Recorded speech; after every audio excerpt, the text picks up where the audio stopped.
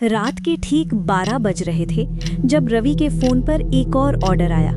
ये अजीब नहीं था कि ऑर्डर इतनी देर रात आया था, अजीब ये था कि ये हमेशा उसी पते से आता था, शहर के बाहरी इलाके में एक पुराना सुनसान घर। रवि, जो एक फूड डिलीवरी बॉय था, ने कई महीनों से ये अनुभव किया था। हर रात ठीक आधी रात को उस घर से एक ही चीज का ऑर्डर आता था, एक कप अदरक वाली चाय और 2 बिस्किट। आज भी कुछ अलग नहीं था। रवि ने चाय और बिस्किट लिए और अपनी मोटरसाइकिल पर उस सुनसान सड़क पर निकल पड़ा। हवा में अजीब सी ठंडक थी और चांद बादलों के पीछे छिपा हुआ था, जिससे रास्ता और भी डरावना लग रहा था। जब वो उस घर के पास पहुंचा तो उसने देखा कि खिड़कियों से हल्की पीली रोशनी आ रही थी, जो ऐसा लग रहा था मानो घर अभी भी जीवित हो। उसने दरवाज़ा खटखटाया। कुछ देर बाद दरवाज़ा खुला और एक बूढ़ी औरत सामने आई। उसकी आंखें गहरी थीं और उसके झुर्री भरा चेहरा एक अजीब सी शांति लिए हुए था। वो हमेशा एक पुरानी सूती साड़ी पहनती थी और उसके बाल सफ़ेद और बिखरे हुए रहते थे। आइए बेटा, उसने धीमी आवाज़ में कहा। उसकी आवाज़ में एक अजीब सी गूंज थी। रवि ने उसे चाय और बिस्किट दिए। हमेशा की तरह उसने पैसे दिए और फिर एक लंबी सांस ली। आज भी वही सब? रवि ने पूछा। बूढ़ी औरत ने सिर्फ मुस्कुराया। तुम जानते हो बेटा, हर चीज़ का एक समय होता है और तुम्हारे लिए भी समय आ रहा है। रवि ने सर हिलाया। वह इन बातों का आदी हो चुका था।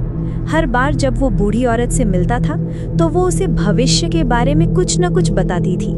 कभी कहती थी कि बारिश आने वाली है, कभी कहती थी कि उसके किसी दोस्त को नौकरी मिलेगी, और अजीब बात ये थी कि उसकी सारी बातें सच हो जाती थीं।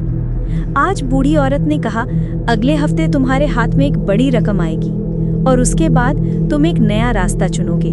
रवि ने मुस्कुराया। आपकी बातें हमेशा सच होती हैं अम्मा जी, देखते हैं इस बार क्या होता है। वह वापस चला गया, लेकिन इस बार उसके मन में एक अजीब सी बेचैनी थी।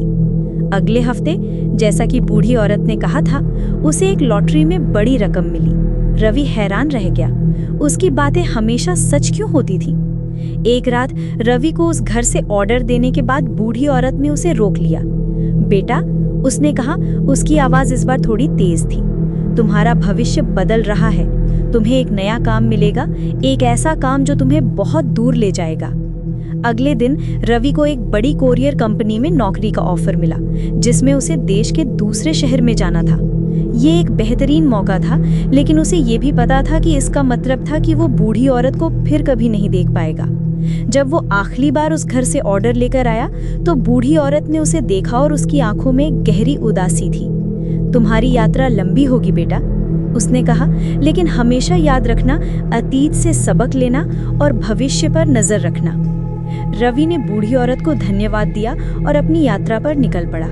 वो जानता था कि वो बूढ़ी औरत और उसके अजीबोगरीब भविष्यवाणियों को कभी नहीं भूलेगा। उसकी कहानियों ने उसे एक नया जीवन दिया था। कई साल बाद रवि एक सफल बिजनेसमैन बन गया था। एक दिन उसने अपने पुराने शहर का दौरा किया और उस सुनसान घर के पास से गुजरा। घर अब और भी पुराना और टूटा हुआ था, लेकिन हल्की पीली रोशनी अभी भी खिड़कियों से आ रही थी। रवि ने रुककर देखा और उसे लगा कि उसे बूढ़ी औरत की आवाज़ सुनाई दे रही है। तुम्हारा भविष्य बदल रहा है, तुम्हें एक नया काम मिलेगा। उसे नहीं पता था कि वो बूढ़ी औरत कौन थी या वो कैसे भविष्य जानती थी, लेकिन उसने उसे हमेशा याद रखा, एक रहस्यमयी संरक्षक जिसने उसे एक नया रास्ता दिखाया था।